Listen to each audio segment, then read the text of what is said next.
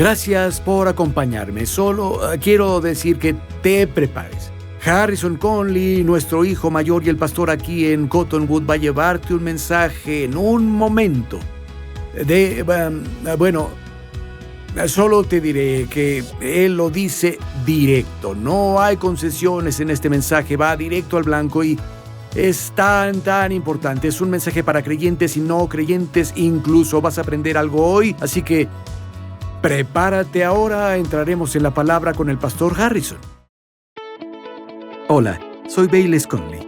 En la vida, todos enfrentamos la incertidumbre, ya sean problemas financieros, valles relacionales, una crisis de salud o solo intentamos descubrir nuestro propósito. Algo es seguro: Dios te ve, Él te ama. No importa lo que estés enfrentando, Él tiene las respuestas.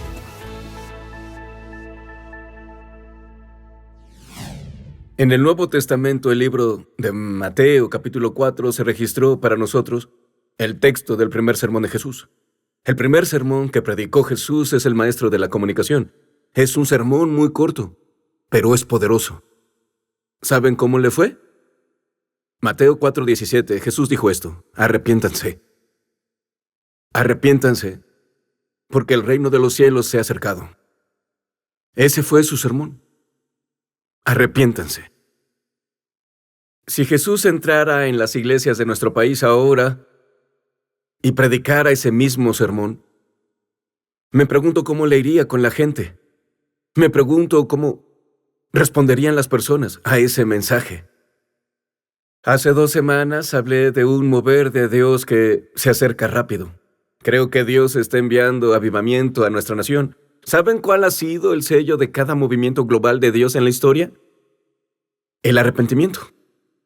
El llamado al arrepentimiento. El sello de cada avivamiento es marcado por la convicción de pecado y por un llamado a la santidad. Esta mañana quiero estar frente a ustedes y disculparme por no hablar de este tema del arrepentimiento y la santidad tanto como debería. Escúchenme, el cielo y el infierno son reales. La eternidad es real. La eternidad es para siempre.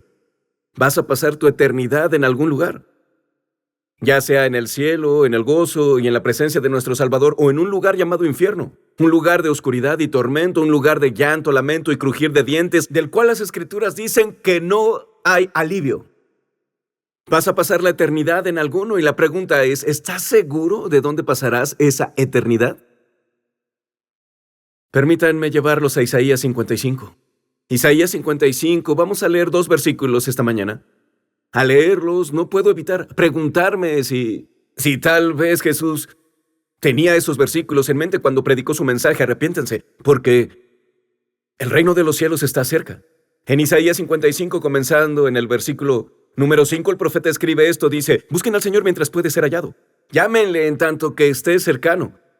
Deje el impío su camino y el hombre inicuo sus pensamientos, y vuélvase al Señor, y tendrá de él misericordia, y al Dios nuestro, el cual será amplio en perdonar. Si tienes tu Biblia, manténla abierta allí. Vamos a anclarnos en estos versículos hoy. Quiero comenzar haciendo una declaración y luego intentaré ilustrar esa declaración para ustedes. La declaración es esta: el Evangelio es una mala noticia antes de ser buena noticia. El Evangelio es una mala noticia antes de ser buena noticia. Piénsenlo así. Un muy buen amigo mío, hace poco su papá comenzó a tener algunos problemas de salud. Trató de posponerlo todo lo que pudo, pero su padre terminó en el consultorio de un doctor haciéndose muchas pruebas. Cuando éstas se completaron, el papá de mi amigo recibió un diagnóstico de que tenía una forma particular de leucemia. Ahora, no me importa quién seas, eso es una mala noticia. Estas son noticias terribles. Luego, poco después, el doctor dijo: oye, podemos tratarlo. De hecho, existe un medicamento que ataca esta forma particular de leucemia, y si se cumple con este régimen de medicamentos, el pronóstico del resultado es que vivirá una vida larga y sana. Esa sí es una buena noticia. Además, sé que servimos a un Dios que sana. Es su naturaleza sanar. Jehová Rafa, el Señor, que te sana. Y yo creo que el papá de mi amigo obtendrá sanidad completa y dará a Dios toda su gloria, pero quiero que guarden esa imagen del consultorio del doctor en su mente. Mientras, permítanme repetirlo: el Evangelio es una mala noticia antes de ser buena. El Evangelio nos dice que la paga del pecado es la muerte. Romanos capítulo 3 dice que todo el mundo es culpable ante un Dios santo. Es una mala noticia. Ese es el diagnóstico, la muerte y el infierno. Pero el Evangelio enseguida dice que hay una receta, que hay un tratamiento disponible. La paga del pecado es muerte, pero la dádiva de Dios es vida eterna en Cristo Jesús nuestro Señor. Esa es una gran noticia. Para ver cuán buenas son esas noticias, primero tenemos que reconocer y ver cuán oscuros estamos sin Cristo. Es una realidad para ti. Tú y yo somos muertos andantes por nuestros pecados y transgresiones. Es por eso que no hay nada que podamos hacer para cerrar la brecha. Estamos muertos en nuestros pecados y transgresiones y no podíamos arreglar el problema solos. Las buenas obras no lo arreglan, el pago monetario no lo arregla y la religión no lo arregla. Hay un abismo que existe entre el Dios santo y el hombre pecador y no hay manera de nuestra parte de cerrar esa brecha. Esa es la realidad del pecado. Cuando vemos el pecado y comenzamos a hablar de él en sus términos apropiados de oscuridad y maldad, es cuando la luz del Evangelio puede entrar. Hasta que no veamos el pecado y hablemos de él en sus términos de oscuridad, la luz del Evangelio parece tenue e intrascendente. Sinceramente, a veces somos culpables de eso. Minimizamos la gravedad de nuestro pecado porque tenemos dificultad para vernos a nosotros como el malo. Nos cuesta mucho vernos como los perpetradores. Decimos, no soy tan malo, especialmente si consideras a tal y a tal. Si tal y tal está sentado a tu lado esta mañana en la iglesia, sigue viendo hacia adelante, sigue y ya. Por esto el Espíritu Santo tiene que involucrarse. Porque sin su intervención, sin su iluminación, en realidad no tenemos forma de ver cuán malo nuestro estado espiritual realmente es. Por eso el apóstol Pablo escribió a la iglesia de Corinto: oigan, el diablo es el que ciega y vela los ojos de la gente, sus ojos espirituales, para que no vean el Evangelio. El diablo nos ciega para no ver el Evangelio, y no solo las buenas nuevas. Él nos ciega para que no veamos las malas nuevas del Evangelio, de que somos muertos andantes. Por eso necesitamos al Espíritu Santo. Es el único que puede quitar el velo. Es el único que puede revelar e iluminar el corazón humano, su necesidad de un Salvador. El Espíritu Santo obra para convencer a un corazón de pecado, revelando, hay un abismo que existe aquí. Pero luego enseguida el Espíritu Santo obra revelando al corazón, convenciendo al corazón humano de que aunque tus pecados son muchos, pueden ser blancos como la nieve. Que aunque tus pecados sean grandes, su misericordia es mayor. El Salvador es más grande y la salvación está disponible en Cristo. Estudiando este pasaje, esa ha sido mi oración por ti. Que mientras la palabra de Dios es predicada, el Espíritu Santo obraría en tu corazón haciendo dos cosas. Número uno, revelar las malas noticias del Evangelio. Que Él obraría haciendo lo que yo no puedo hacer, convencer a los corazones de pecado, pero en el siguiente aliento he orado: oh Espíritu Santo, convencerás a las personas de las buenas nuevas del Evangelio, que aunque el pecado es grande, hay un Salvador aún más grande. Escuchen lo que realmente quiero hacer hoy. La pregunta que cada uno tendrá que abordar es esta: ¿yo tengo a Cristo? ¿Tienes a Cristo? Vean lo que dice Isaías 55, versículo 7. El profeta escribe y dice que el impío abandone su camino, que el injusto abandone sus pensamientos. Alguien diría: espera, yo no soy malo. Sin Cristo, sí lo eres. Todos lo somos. Alguien dice: espera, ¿en serio soy injusto? Intento hacer cosas buenas. Sin Cristo, sí lo eres. Todos lo somos. De nuevo, la pregunta imperativa que cada uno debe responder es esta: ¿tengo a Cristo? Porque no puedes tener a Cristo y tu pecado. La Escritura es muy clara: no se puede servir a dos señores al mismo tiempo. No puedes buscar a Jesús y el pecado al mismo tiempo. Alguien diría: sí, vengo a la iglesia los domingos, levante la mano, repetí una oración, repetí las palabras que el pastor dijo. Sí, tengo a Cristo, no me voy a ir al infierno. Tal vez. Hay silencio en este momento. Alguien diría: espera, ¿a qué te refieres con tal vez? ¿No crees que si haces una oración te salvas? Sí, lo creo. Creo que algo sobrenatural pasa cuando tu corazón y tu boca se alinean, como la Escritura declara. Si crees en tu corazón y confiesas con tu boca que Jesús es el Señor, serás salvo. Sí, creo, eso no está en debate. Pero las Escrituras también hablan de algo que se llama el fruto del arrepentimiento, que habla de un cambio de estilo de vida.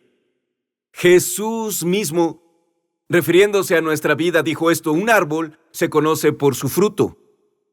Entonces, si dices, oye, pertenezco a Jesús, según Jesús es mejor que tu vida produzca el fruto del Espíritu: amor, gozo, paz, paciencia, bondad, amabilidad y dominio propio.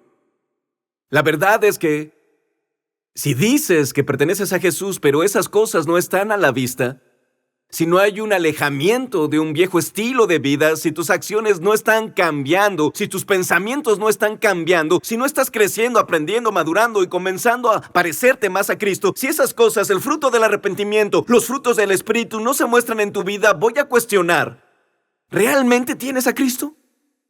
Voy a cuestionar la autenticidad de tu conversión. Escucha, no puedes decir creo en Jesús y seguir deleitándote en el pecado. Esto no funciona así. Escuchen estas palabras escritas por Juan el amado, Juan el apóstol, 1 de Juan capítulo 2, versículo 4, hablando del tema. Esto es lo que dijo: el que dice soy de Jesús, pero no guarda sus mandamientos, es un mentiroso, y la verdad no está en él. Escúchenme, no pueden seguir a Jesús y deleitarse en el pecado al mismo tiempo. Sería como decir, oye, apoyo tanto a los Dodgers como a los Gigantes. A lo que todos diríamos, ¿qué? No, es uno o el otro, es incompatible, es aceite en agua. ¿Es Jesús o es el pecado? No pueden ser ambos. Alguien dirá, oh, predicador, eso es muy duro. Tal vez no te gustará lo que diré. Escuchen, todo el mundo quiere ser salvado del infierno.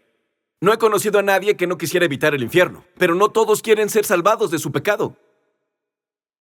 Todo el mundo quiere ser rescatado del abismo, pero no todo el mundo quiere ser rescatado de sus pecados. Hay personas por ahí deleitándose en su pecado, viviendo como quieren vivir sin querer cambiar sus caminos y dicen, bueno, voy a la iglesia los domingos, levanté una mano, dije una oración, estoy bien. ¿En serio? ¿En serio? ¿Vas a arriesgarte? Haces una apuesta de alto precio allí con tu alma eterna. Recuerden, Jesús dijo que no todo el que dice Señor, Señor entrará en el reino. Escuchen, hay un día que viene muy pronto donde su alma eterna estará en juicio ante nuestro santo Dios. En este momento la Escritura dice, Dios va a separar las ovejas de las cabras y el trigo de la cizaña. Es la imagen de nuestras vidas. Las ovejas y las cabras son arreadas juntas. El trigo y la cizaña pueden crecer juntos. Las ovejas y las cabras, trigo y cizaña, se parecen, pero son claramente diferentes. Tal vez crecieron en la iglesia, tal vez tengan muchos amigos cristianos. Pero te pregunto, ¿tienes a Cristo? Puede que sepas mucho acerca de Dios, pero ¿Él te conoce a ti? Porque la Biblia dice que en el gozoso regreso de Jesús habrá una fiesta. En esta fiesta habrá personas que lleguen tarde y sin prepararse van a llegar a la puerta y dirán, ¡Hey, Señor, déjanos entrar, te conocemos! Él verá atrás y dirá, apártense de mí porque nunca los conocí. Eso es instructivo. Escúchame, no puedes servir a Jesús y servir al pecado al mismo tiempo. Ahora, ¿significa que los que pertenecen a Cristo son perfectos y nunca pecan? No, claro que no. Los creyentes nos quedamos cortos, soy la evidencia, ¿no? Pero lo que distingue al creyente es que nuestra naturaleza cambió.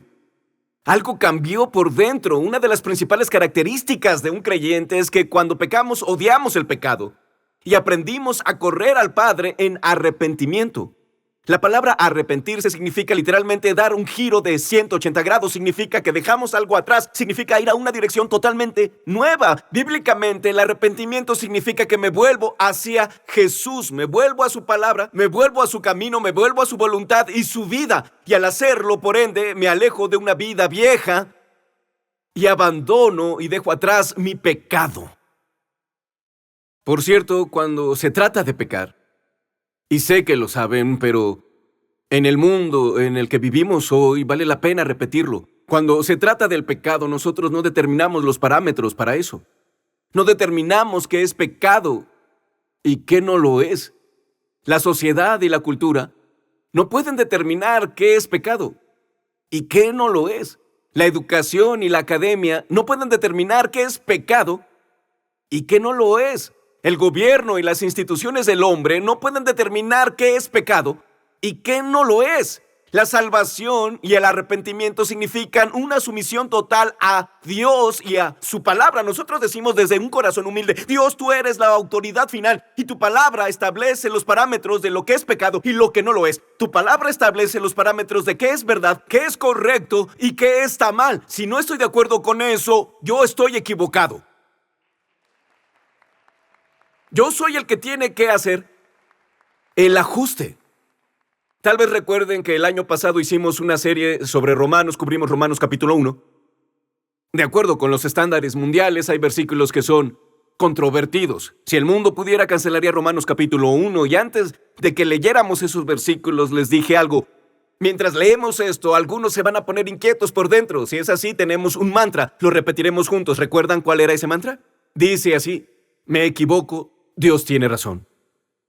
Cuando se trata del pecado, su definición y sus parámetros, solo digo: me equivoco, Dios tiene razón.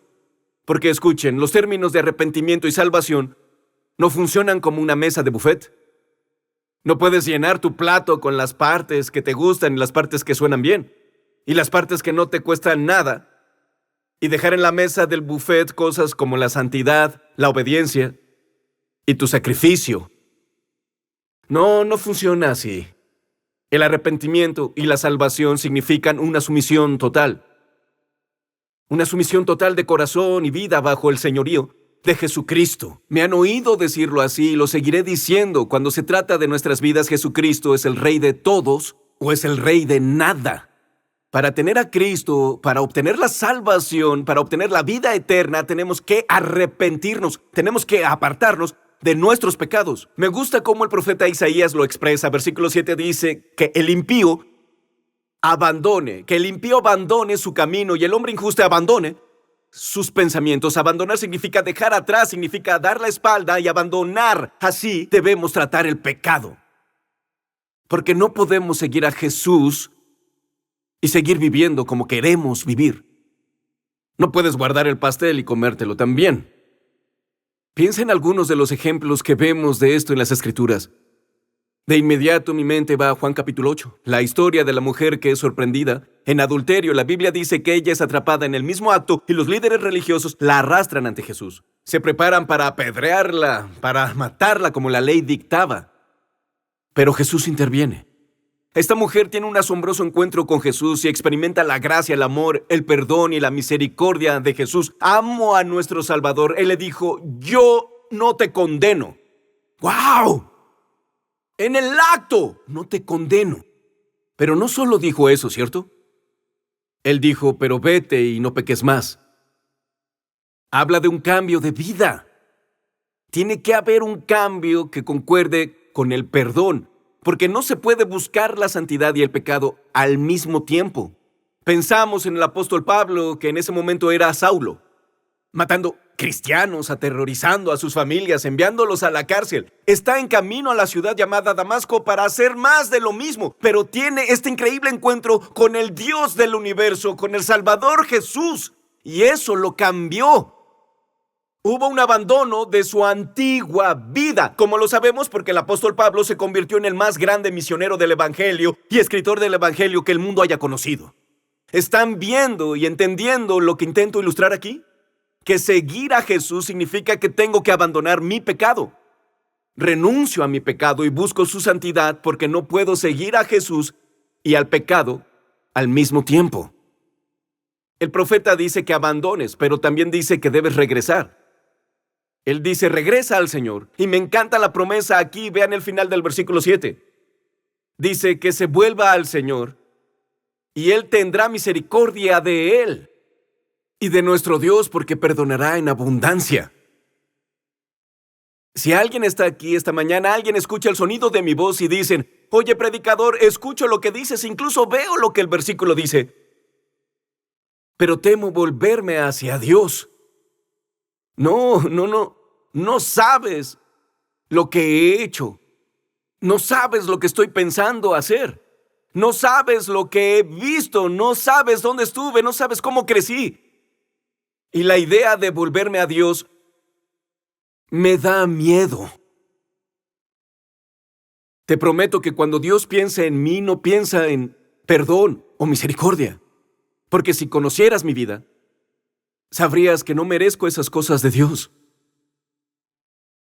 Amigo, ten ánimo, esa es la belleza de esta promesa. Nadie merece misericordia o perdón de Dios. Y de alguna manera, en nuestra infidelidad, Él sigue siendo fiel. Él sigue siendo misericordioso. Él sigue dispuesto a perdonar. El gran comentarista de la Biblia, Matthew Henry, escribió esto sobre este versículo. Él dijo, si los pecadores tan solo consideran dónde están, no descansarán hasta que vuelvan a Dios, porque no los recibirá con castigo, los recibirá con abundante perdón. Hoy, si escuchas a Dios llamándote por su Espíritu Santo, sientes que Él te invita a convertirte. ¿No es eso un acto especial de gracia en sí? Es una señal de que nuestro Dios es amoroso y misericordioso y su afecto es para ti. Algunos saben exactamente de lo que hablo. Algunos saben de lo que es ser abrazados por el Padre. Algunos en un momento de su vida buscaron a Jesús con todo su ser, pero por la razón o las circunstancias o la situación o los malos amigos, la Biblia dice que las malas compañías corrompen el buen carácter. Por alguna razón, en lugar de estar cerca de Jesús, ahora estás deleitándote en el pecado, lejos del Salvador. Tal vez te sientas como el pródigo de un país lejano. Hoy, al escuchar mis palabras, escucharás al Espíritu Santo decir, ven, regresa, ven al Padre, está esperando, sus brazos están abiertos, Él no te va a castigar, Él te abrazará, Él te dará misericordia, Él quiere perdonarte con abundancia. Dices, Harrison, quiero volverme. Creo que Dios es misericordioso, pero no sé cómo hacerlo. No sé cómo volverme, porque cada vez que trato de ir hacia Dios, cada que trato de hacer lo correcto, me encuentro esclavizado y atraído al pecado. A veces es el mismo pecado. Siento que cada vez que intento volver, me contienen. Incluso te sientes mal por tu pecado. Tal vez sabes que está mal, pero aún así te sientes impotente, te sientes atrapado y te sientes incapaz de liberarte de las cadenas. Ahí está el problema. Porque no puedes liberarte de las cadenas. No tienes el poder en tu propia fuerza. No puedes liberarte tú solo. Pero escucha, el Dios que te invita a volverte hacia Él puede capacitarte para hacer ese giro. ¿Cómo te ayuda? Lo hace con su Espíritu Santo. Si puedes sentirte atascado y sentirte impotente en tu pecado, tal vez te sientas adicto sin remedio, pero te digo que el Espíritu Santo de Jesús tiene todo el poder. Se especializa en rescatar a los humildes y contritos de espíritu. Escúchame, no hay forma de pecado. No hay adicción que no pueda ser vencida con el poder y la presencia del Espíritu Santo. Alguien dirá, eso es genial, ¿cómo obtengo ese Espíritu Santo? Al fin preguntas, porque ahora cerramos el círculo. Para obtener el Espíritu Santo, primero debes obtener a Cristo. Debes tener a Cristo. Para todos los que lo buscarán, todos los que buscarán, saben qué deben hacer para ser salvos. Y todos los que clamarán con un corazón sincero por misericordia. Al igual que el ciego Bartimeo, Jesús, hijo de David, ten piedad de mí. Cualquiera que lo busque, cualquiera que clame a Él, les prometo, Él no los rechazará. Por su Espíritu Santo, les mostrará misericordia. Él perdonará con abundancia y aplicará la salvación. Como dice la Escritura, busca al Señor mientras puede ser hallado. Invócalo mientras está cerca. Dije que el sello de cada mover de Dios, cada avivamiento de la historia, ha sido un llamado al arrepentimiento, a la santidad. Hice todo lo posible para ser un estudiante de historia en cuanto al mundo de la iglesia. Amo estudiar los diferentes movimientos de Dios en todo el mundo. A principios del siglo XX, al inicio de los 1900, Dios hizo el avivamiento galés. Pasó en el país de Gales. La nación entera llegó a conocer a Dios. Y dicen que la chispa que inició el avivamiento galés fue una oración realizada por un joven, un hombre sin educación, un herrero llamado Evan Roberts. Esta es la oración que hizo. Señor, dóblame, inclíname a tu voluntad. Puedo imaginar al joven señor Roberts allí en su herrería, calentando ese pedazo de hierro, poniéndolo al rojo vivo, poniéndolo en el yunque y doblándolo a su voluntad. Y mientras doblaba ese pedazo de hierro, hizo la misma oración. ¡Ay, Dios! Dóblame, inclíname a tu voluntad. Creo con todo mi corazón que ahora Dios está haciendo algo por su espíritu en toda la tierra.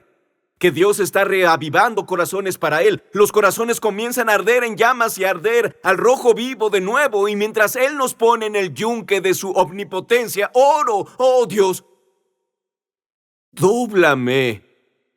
Dobla mi corazón. Inclina mi voluntad a tu voluntad, para que Jesús sea glorificado, para que Jesús sea magnificado. Mi oración es: Dios, derramaría tu espíritu. Y mientras derramas tu espíritu, que haya una gran convicción de pecado, que haya el valor para arrepentirse y que haya el valor para defender a nuestro maravilloso Salvador. Amigo, si escuchas esto ahora y eres un creyente en Jesucristo, pero eres tibio y has perdido tu fuego, yo quiero animarte a que te arrepientas. Si tienes que arrodillarte y decir: Dios, haz de mí lo que tenía al principio, hazlo. Si has dejado tu primer amor, entonces vuelve a Él y haz las primeras obras, como dijo el Señor en el libro de Apocalipsis.